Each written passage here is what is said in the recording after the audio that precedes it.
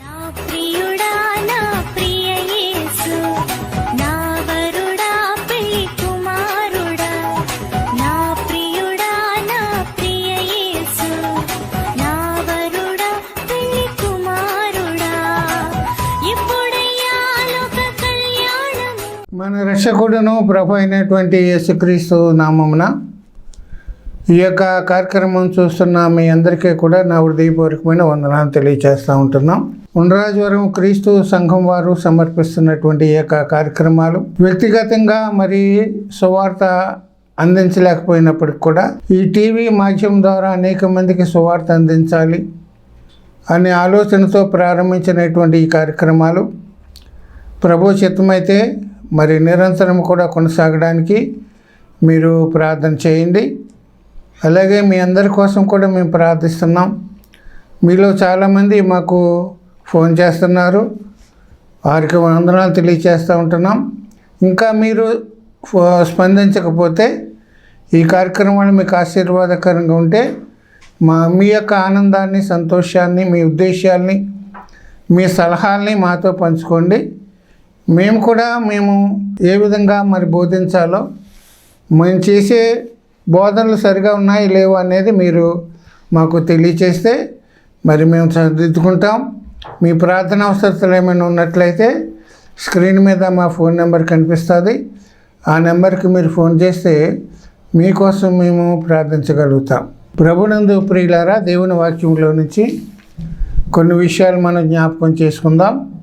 గొర్రెపిల్ల వివాహ మహోత్సవం అనే అంశంలో వరుడు ప్రభు అయినటువంటి యేసుక్రీస్తుల వారు, వధువు దేవుడు తన స్వరక్తం ఇచ్చి సంపాదించిన సంఘం. క్రీస్తు శిలువ బలియాగం ద్వారా దేవుడు మనల్ని ప్రదానం చేసుకున్నాడు. ప్రధానానికి వివాహానికి మధ్యలో వ్యవధి ఉంది. ప్రస్తుతం జరుగుతున్న కాలమే ఆ వ్యవధిని మనం గమనించాలి.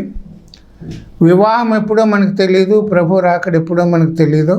కనుక మరి సంఘము, జీవము గల దేవుని సంఘం ప్రభు కొరకు సిద్ధపడాలి, రాకడ కొరకు సిద్ధపడాలి. ఇది సిద్ధపడే కాలం. ఆ సిద్ధపాటు అనేది నీ దగ్గర నుంచే ప్రారంభం కావాలని మనం నేర్చుకుంటూ వస్తూ ఉంటున్నాం. వ్యక్తి సిద్ధపడాలి, కుటుంబం సిద్ధపడాలి, సంఘం సిద్ధపడాలి. వ్యక్తి ఏ విధంగా సిద్ధపడాలి అనే అంశంలో మనం చాలా విషయాలు మనం ధ్యానం చేసుకుంటూ వచ్చాం. యోబు గ్రంథంలో నుండి కొన్ని విషయాలు మనం జ్ఞాపకం చేసుకుంటూ ధ్యానం చేస్తూ వస్తున్నాం.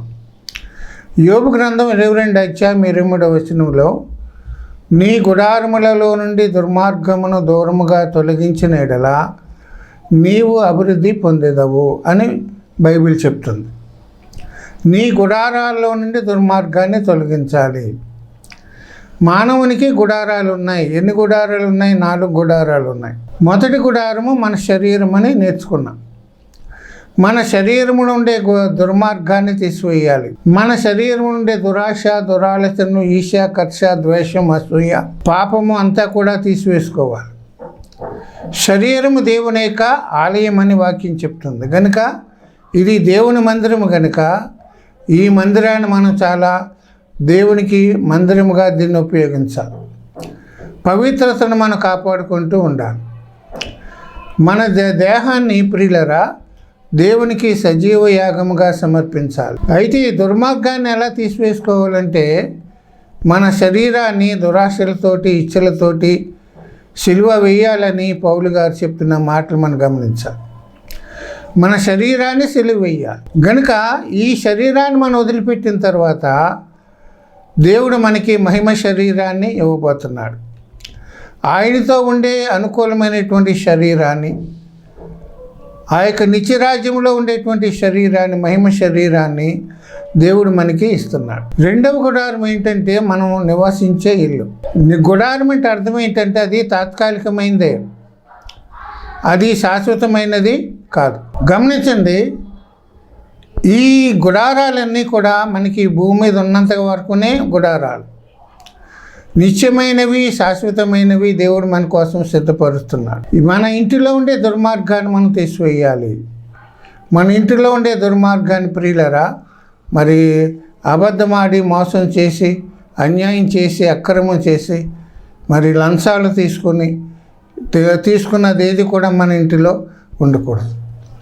దుర్మార్గం అంటే అర్థం ఏంటంటే మనం కష్టపడకుండా సంపాదించింది, చట్టానికి వ్యతిరేకంగా సంపాదించింది, న్యాయబద్ధంగా కాకోకుండా న్యాయ విరోధంగా సంపాదించింది, మనది కానిది ఇవేవైనా మనలో ఇంటిలో ఉంటే అవి మన ఇంటిలో నుండి తీసివేయాలి. అది దుర్మార్గత. అంత మాత్రమే కాదు, మన ఇంటిలో ఉండే దుర్మార్గత ఏంటంటే మనం తెలియకుండానే మనం చేస్తున్నాం. మన ఇంటిలో ఎన్నో రకాలైన ఫోటోలు మనం పెడతాం. మరి యవనస్తులు ఏం చేస్తారంటే వారికి ఇష్టమైనటువంటి హీరోల ఫోటోలు కూడా పెట్టిన పరిస్థితులు మన ఇళ్లలో కనిపిస్తాయి. చాలామంది అనేకమైన దేవుళ్ళ ఫోటోలు పెట్టి వారితో పాటు కూడా యేసయ్య ఫోటో కూడా పెట్టిన గృహాలు మనం చూస్తూ ఉంటున్నాం. అందరి దేవుళ్ళతో పాటు ఈయన కూడా దేవుడే కదండి అంటారు. యేసయ్య ఫోటో ఉండడం అనేది ఎంతవరకు సమంజసం మనం అర్థం చేసుకోవాలి. ఫోటో అంటే ఒక ఆకారము. మీరు యేసుప్రభు దేవుడు ఏం చెప్పాడంటే మొదటి ఆజ్ఞలో ఏ రూపము కానీ ఏ విగ్రహము కానీ మీరు ఆరాధించకూడదు, పూజించకూడదు అన్న. చాలామంది ఇళ్లలో ఈనాడు యేసయ్య ఫోటో పెట్టుకొని దానికి కొవ్వొత్తి వెలిగించి ఆ ఫోటోకి దండ వేసినటువంటి వ్యక్తులను కూడా ఇళ్లను కూడా మనం చూస్తున్నాం. దండ ఎవరికి వేస్తారు? ఫోటోకి దండ ఎవరికి వేస్తారంటే చనిపోయిన వాళ్ళకి దండ వేస్తారు. యేసయ్య చనిపోయాడా, యేసయ్య మరణించాడా అనేది మనం అర్థం చేసుకోవాలి. కొవ్వొత్తి ఎవరికి వెలిగిస్తారంటే చనిపోయిన వాళ్ళ దగ్గర వెలిగిస్తారు. యేసయ్య ఈనాటికి కూడా ఆయన సజీవుడిగా ఉన్నాడు. నిన్న నేడు నిరంతరము ఆయన మన మధ్యలో నివాసం చేస్తున్నాడు. ఆయన మృతుడయ్యాడు కానీ 3వ దినాన్ని తిరిగి లేచాడు. ఆయన ఫోటోకి దండ వేయడం ఏంటి మనం అర్థం చేసుకోవాలి. అది దుర్మార్గం. యేసయ్య ఈ రూపంలో ఉన్నాడని ఎవరు చెప్పారు మీకు? మన ఊహాజనితమేది. అది ఆకారం పెట్టి ఆరాధించడం అది.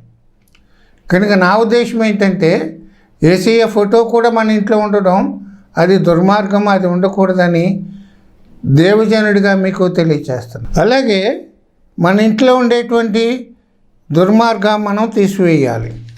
ప్రియులరా, మరి ఆకాను శాపగ్రస్తమైంది ఇంట్లో పెట్టుకున్నాడు. ఆకాను శాపగ్రస్తమైన ఇంట్లో పెట్టుకుంటే ఆకాను కుటుంబం అంతా కూడా రాళ్లతో కొట్టబడి చంపినట్లుగా మనం చూస్తాం. గెహాజీ దేవుని పేరు చెప్పి, దేవుని సేవకుని పేరు చెప్పి అబద్ధం చెప్పి సంపాదించింది ఇంటిలో దాచుకున్నాడు. గెహాజీకి కలిగినటువంటి పరిస్థితి ఏంటంటే అతనికి అతని కుటుంబానికి నయమానికి కలిగినటువంటి కుష్ఠరోగం మరి నిరంతరం కూడా వచ్చినట్లుగా మనం చూస్తాం. అబద్ధం చెప్పి మోసం చేసి దేవుని పేరు చెప్పి సేవకుని పేరు చెప్పి వసూలు చేసింది. అది దుర్మార్గం. నీ ఇంట్లో ఉండే దుర్మార్గాన్ని మనం తీసివేయాలని వాక్యం మనకి తెలియచేస్తూ ఉంటుంది. గమనించండి, మన ఇంట్లో ఉండే దుర్మార్గం ఇంకా ఏంటి అనేది కూడా మనం గమనించాలి. యేసయ్య ఆరోహణం అయిపోయిన తర్వాత శిష్యులందరూ కూడా మరి మేడగదిలో సమావేశమయ్యారు, కూడుకున్నారు. ఆ మేడగదిలో జరిగిన కార్యం ఏంటంటే ప్రియులారా, పరిశుద్ధాత్ముడు అగ్ని వలె వారి మధ్యకు వచ్చి అగ్ని జ్వాలల వలె వారి గదిలో విస్తరించి ప్రియులారా వారిలో ప్రతి వాని మీద వ్రాలినట్లుగా మనం చూస్తాం. వారందరూ కూడా పరిశుద్ధాత్మతో నింపబడి అన్య భాషలు మాట్లాడినట్లుగా మనం చూస్తాం. పరిశుద్ధాత్మ అభిషేకం వారికి కలిగింది. పరిశుద్ధాత్మను వారు పొందినట్లుగా మనం చూస్తాం. పరిశుద్ధాత్మను పొందిన తర్వాత పేతురు గారు లేచి ప్రసంగం చేయడం ప్రారంభించారు. పేతురు గారు పరిశుద్ధాత్మతో నింపబడి వాక్యం చెప్తే ఆ దినాన్ని ఎంతమంది రక్షించబడ్డారంటే 3,000 మంది సంఘములోకి చేర్చబడ్డారు. ఆ 3,000 మంది సంఘములో చేర్చబడ్డారు. ప్రియులరా, ప్రేరేపించబడ్డారు వాళ్ళందరూ కూడా. వారిలో ఏక హృదయము ఏకాత్మ ఉంది. సంఘములో చేర్చబడిన తర్వాత వారందరూ కూడా ఇది నాది నాది అని అనుకోలేదు ఎవరు కూడా. వారందరూ కూడా వారి వారి స్థిరాస్తులను చరాస్తులను అమ్మి దైవజనం దగ్గరికి తీసుకొని వచ్చారు. అంటే సంఘంలో ఆర్థిక సమానత్వం ఉండాలి. ఎవరు కూడా బీదలు ఉండకూడదు, ఎవరు కూడా ధనవంతులుగా ఉండకూడదు. ఇది నాది నాది అనుకోకుండా ఇది మనది అని అనుకుని వారందరూ కూడా ఆ 3,000 మంది కూడా ప్రియులరా ఒక తీర్మానం చేసుకుని మన ఆస్తులు అమ్మి దేవుని మందిరంలోకి తీసుకొద్దామని చెప్పి వాళ్ళందరూ కూడా ప్రతివాని అక్కర కొలది వారు పంచిపెట్టారు. ఆర్థిక సమానత్వం వారికి కలిగినట్లుగా మనం చూస్తాం. గమనించండి, ఆ 3,000 మంది తీర్మానం చేసుకున్న వారిలో 2 భార్యాభర్తలు ఉన్నారు. వారు కూడా ప్రేరేపించబడ్డారు, వారు రక్షించబడ్డారు, పరిశుద్ధాత్మ చేత ప్రేరేపించబడ్డారు. మేము కూడా మా ఆస్తులు అమ్మి మరి దేవుని దగ్గరికి తీసుకొస్తామని చెప్పి తీర్మానం చేసుకున్నారు. తీర్మానం చేసుకున్న తర్వాత ప్రియులరా, వారిద్దరు కూడా ఏమి చేశారంటే తమ భూములు, తమ ఆస్తులు అమ్మినారు. అందరూ కూడా 3,000 మంది కూడా అమ్మిన తర్వాత నేరుగా దేవుని మందిరం దగ్గరికి, దేవుని సేవకుని దగ్గరికి తీసుకొని ఇస్తున్నారు.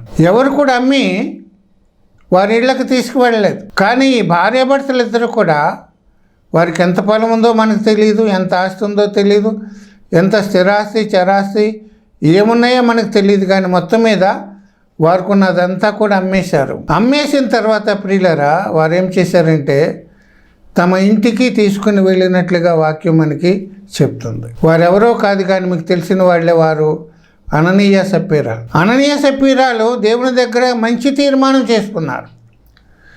మేమంతా అమ్మిందంతా కూడా దేవునికి ఇచ్చేస్తామని తీర్మానం చేసుకున్నారు.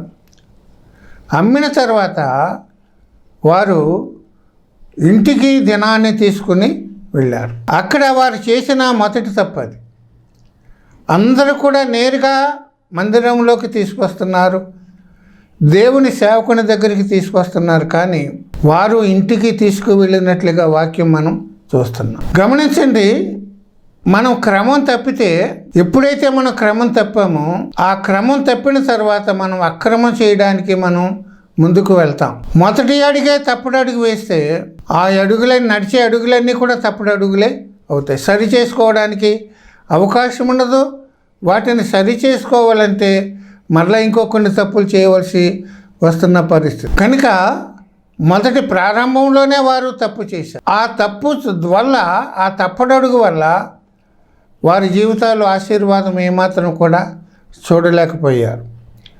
ప్రియులరా, క్రమం తప్పి నడిచిన వాళ్ళు దావీదు మహారాజు, ప్రియులరా, దావీదు సైన్యం అంతా కూడా రబ్బా పట్టణం మీదకి యుద్ధానికి వెళ్ళారు. యోవాబు సైన్యము, మరి అన్ని రకాల సైన్యాలు కూడా రబ్బా పట్టణం మీదకి యుద్ధానికి వెళ్ళారు. కానీ దావీదు మాత్రం ఇంటి దగ్గరే ఉండిపోయాడని వాక్యం మనం చూస్తాం.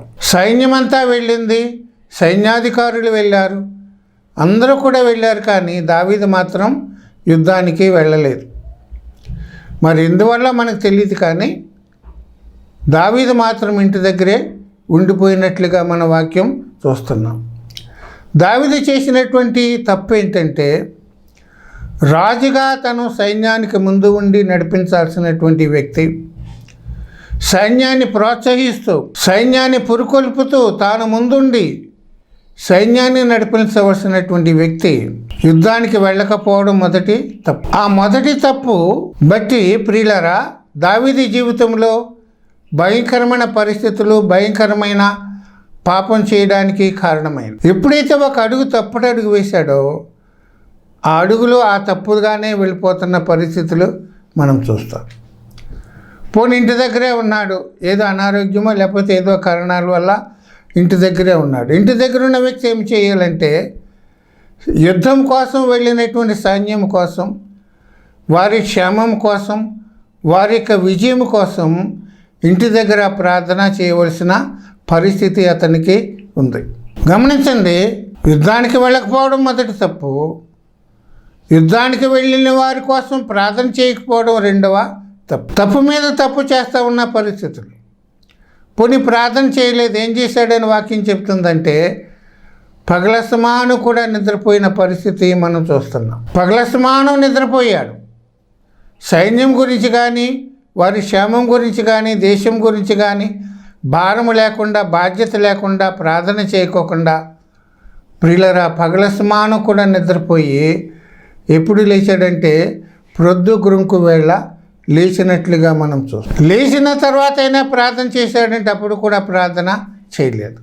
నిద్రపోవడం ఒక తప్పు, యుద్ధానికి వెళ్ళకపోవడమో తప్పు, ప్రార్థన చేయకపోవడమో తప్పు, నిద్రపోవడం ఒక తప్పు. పోనీ ప్రార్థన చేయలేదు, పోనీ అప్పుడైనా ప్రార్థన చేశాడంటే అప్పుడు కూడా ప్రార్థన చేయలేదు.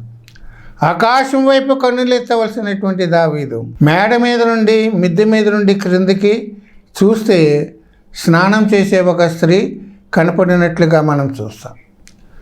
ఈ రోజుల్లో లాగా అక్కడ బాత్రూములు లేవు, అటాచ్డ్ బాత్రూములు కానీ వాష్రూములు కానీ లేని పరిస్థితి ఆ కాలంలో. ఎప్పుడైతే ఆ స్నానం చేసే స్త్రీని చూశాడో దేవుని వైపు చూడకుండా, పైవైపు చూడకుండా, ఆకాశం వైపు చూడకుండా లోకం వైపు ఎప్పుడైతే క్రిందికి చూశాడో ఒక స్త్రీ కనపడింది. ఆ స్త్రీ మీద అందము చూశాడు, వ్యామోహము కలిగింది. ప్రియులరా, ఆ స్త్రీతో పాపం చేయాలని ఒక తీర్మానం చేసుకున్నట్లుగా మనం చూస్తున్నాం. తన అనుచరుల్ని పంపించాడు, ఆ స్త్రీ కోసం పంపించాడు, వివరాలు తెలుసుకున్నాడు, ఆ స్త్రీని తన దగ్గరికి రప్పించుకున్నాడు, ఆ స్త్రీతో పాపము చేశాడు. చూడండి, దావీదు జీవితంలో ఎటువంటి తప్పు మీద తప్పు ఏ విధంగా చేస్తున్నాడో, చేయకూడని తప్పులు. ఒక రాజుగా తన ప్రజలకి మాదిరిగా ఉండాల్సినటువంటి దావీదు, తన రాజ్యములు ఎవరైనా అటువంటి పని చేస్తే ఖండించాల్సినటువంటి దావీదు తానే తప్పులు చేస్తున్న పరిస్థితులు మనం చూస్తాం. పాపం చేశాడు, ఆ స్త్రీ వెళ్ళిపోయింది. ఆ స్త్రీ 2-3 రోజుల తర్వాత వచ్చింది, నేను గర్భవతిని అని చెప్పింది. తాను చేసిన పాపం ఎక్కడ బయటపడుతుందో అని చెప్పి దావీదు ఏం చేశాడంటే యుద్ధం చేస్తున్నటువంటి ఆమె భర్తను ఇంటికి రప్పించాడు. ఇంటికి రప్పించి, నువ్వు ఇంటికి వెళ్ళివయ్యా, నీ భార్యతో ఉండు, సుఖించమని చెప్పినప్పుడు అతను ఏమన్నాడో తెలిసిన, అయ్యా అందరూ కూడా యుద్ధానికి వెళ్ళారు, అందరూ కూడా యుద్ధం చేస్తున్నారు, నేను నా భార్య దగ్గరికి వెళ్ళడం ఏంటి, అది ఏమాత్రం కూడా సరైన పద్ధతి కాదని చెప్పిన మాటలు మనం చదువుతాం అక్కడ. నేను చేసిన తప్పు అతని భర్త మీద పెట్టాలని ఆలోచించిన దావీదు అది కూడా నెరవేరలేదు. సరే, చివరికి అతన్ని చంపేయాలని చెప్పి, ఆ పాపము మరి కడుక్కోవాలని చెప్పి దావీదు ఆ యొక్క ఊరియాని, ప్రియులరా, యోవాబుకి లెటర్ పంపించాడు. అతని మరణ శాసనం అతనితోటే పంపించి ముమ్మరంగా జరిగే స్థలాల్లో ఇతన్ని పంపించు, మరి అతను చనిపోయేలా చేయమని చెప్పినప్పుడు ప్రియులరా యోవాబు అతన్ని పంపించాడు, ముమ్మరంగా ఉండే స్థలాలకు పంపించాడు. ఊరియా చనిపోయినట్లుగా మనం చూస్తాం. దావీదు ఒక స్త్రీ కోసం ఒక నిరపరాధి అయినటువంటి భర్తను చంపించాడు, రక్తము చిందింది. దావీదు చేసిన తప్పు ఎక్కడికి దారి తీసిందంటే ఒక హత్యకు దారి తీసింది. తప్పడడుగు వేసిన తర్వాత మరలా సరిదిద్దుకోలేని తప్పు చేయడానికి అవకాశము కలిగింది. గమనించండి ప్రియులరా, అననీయ సప్పీరాలు ఇంటికి తీసుకుని వెళ్ళిన తర్వాత డబ్బు చూసి, ఆ నోట్ల కట్టలు చూసి, ఆ 500 రూపాయల కట్టలు, 200 రూపాయల కట్టలు, 100 రూపాయల కట్టలు చూసి వాళ్ళకి ఏమి కలిగిందంటే ధనాశ కలిగింది. ధనాశ కలిగింది. ఇదిగో మన వయసు వచ్చేసింది, మనకి రేపొద్దున వైద్యానికి ఖర్చులు కావాలి, మరి ఏదైనా అవసరానికి ఖర్చులు కావాలి, మరి కార్యక్రమాలకి డబ్బులు కావాలని చెప్పి వాళ్ళలో ధనాశ కలిగింది. వాక్యం ఏం చెప్తుందో తెలిసిన, ధనాపేక్ష సమస్తమైన కీడులకు మూలం.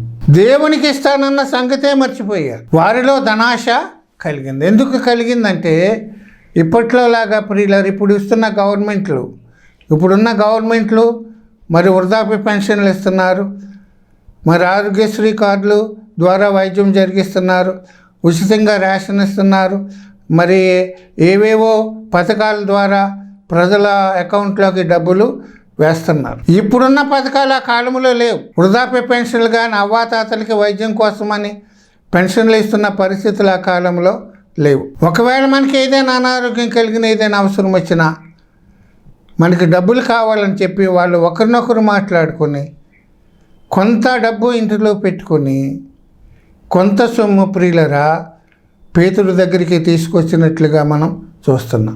దేవునికి ఇస్తానని కలిసి తీర్మానం చేసుకున్నారు, కొంత డబ్బు దాచుకోవాలని కలిసి తీర్మానం చేసుకున్నారు ఇద్దరు కూడా. అయితే పేతురు దగ్గరికి ఎవరు తీసుకెళ్ళాలి ముందు?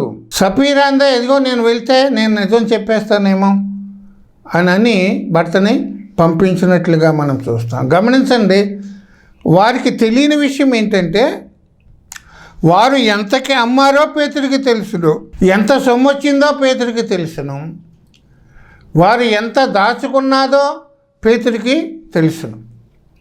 కారణం ఏంటంటే గెహాజీ ఎలీషాకు తెలియకుండా నయమాన్ని కలిసిన సంగతి ఎలీషాకు తెలిసింది. నా ఆత్మ నీతో కూడా రాలేదా అని అన్నాడు. దైవజనుడి దగ్గర మనం ఏది దాచకూడదు, దైవజనుడికి దేవుడు తెలియచేస్తాడు. వారు చేసిన తప్పిదాన్ని వారి చేత ఒప్పింప చేయాలి అని పేతురు యొక్క ఆలోచన, దేవుని యొక్క ఆలోచన. గమనించండి, వారు కొంత దాచుకుని కొంత పేతురు దగ్గరికి తీసుకుని వచ్చారు.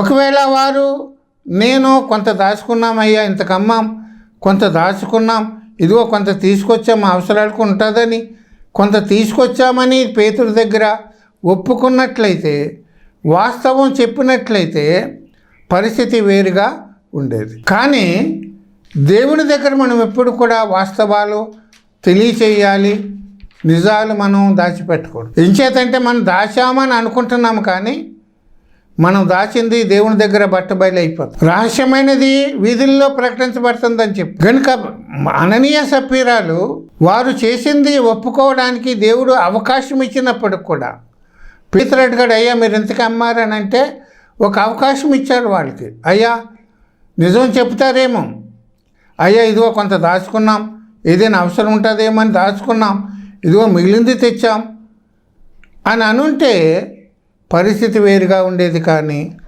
దేవుడిచ్చిన అవకాశాన్ని వారు సద్వినియోగం చేసుకోకుండా దేవుని దగ్గర, దేవుని సన్నిధానములో దైవజనుని ఎదుట అబద్ధం చెప్పినట్లుగా మనం చూస్తున్నాం. దేవుని దగ్గర మనం ఏది కూడా దాచకూడదు. మనల్ని సరిచేయడానికి, మన జీవితాలు, మన యొక్క పరిస్థితులు సరిచేయడానికి, మన పాపములు ఒప్పుకోవడానికి దేవుడు కొన్నిసార్లు మనకు అవకాశాలు ఇస్తూ ఉంటాడు. కొన్ని పరిస్థితుల్లోకి మనల్ని నడిపిస్తూ ఉంటాడు. ఆ అవకాశాలని, దేవుడిచ్చిన అవకాశాన్ని మనం సద్వినియోగం చేసుకునే వారముగా ఉండాలి. ముందు అననీయ వచ్చాడు, ఎంతకి అమ్మారంటే ఎంతకి అమ్మని చెప్పాడు.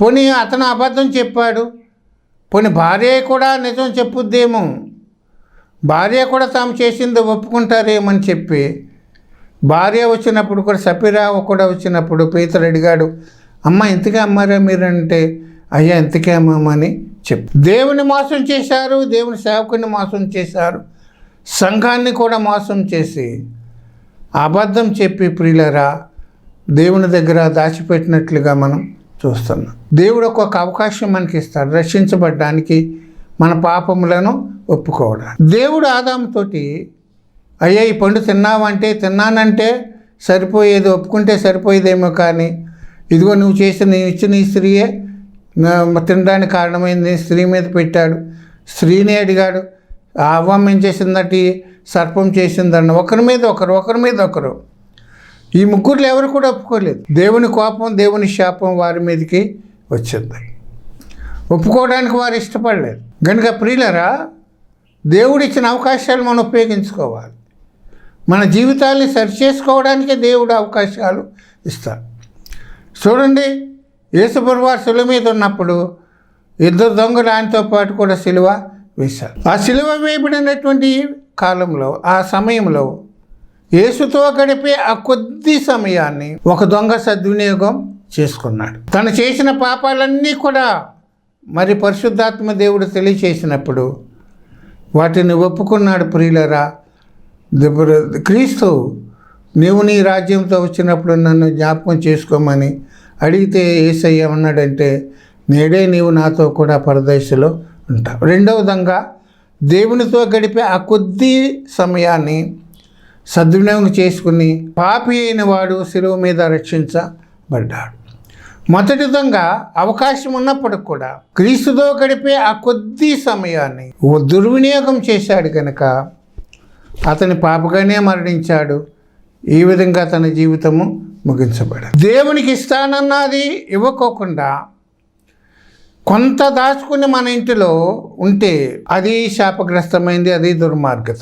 దేవునికి ఇస్తానన్నదంతా కూడా ఇవ్వకుండా కొంత దాచుకున్నారు, కొంత దేవుని దగ్గరికి తీసుకుని. ఈ వాక్యం వింటున్నా నీవు ఏవో సందర్భాలు, ఆపదల కొద్దీ, అవసరాల కొద్దీ దేవుని దగ్గర నువ్వు చేసిన వాగ్దానాలు అది ఇస్తాను ఇది ఇస్తానని చెప్పి, సంఘంలో చెప్పి, దైవజనుడి దగ్గర చెప్పి, ఈ కార్యం జరిగితే ఇది చేస్తాను, ఈ పని అయితే ఇది చేస్తానని మొక్కుబడి చేసుకొని దేవునికి ఇస్తానన్నది ఇవ్వకుండా నీ ఇంటిలో దాచుకుంటే అది నీకు ఆశీర్వాదకరమైన సంఘం. నువ్వు మర్చిపోయేవేమో, నువ్వు ఆపద కొద్దీ చేసుంటావు. ఆపద కొద్దీ మొక్కుకున్నది నువ్వు చెల్లించకపోతే, కొంత ఇచ్చి కొంత ఇవ్వకపోతే, అది నీ ఇంటిలో ఉంటే అది దుర్మార్గం.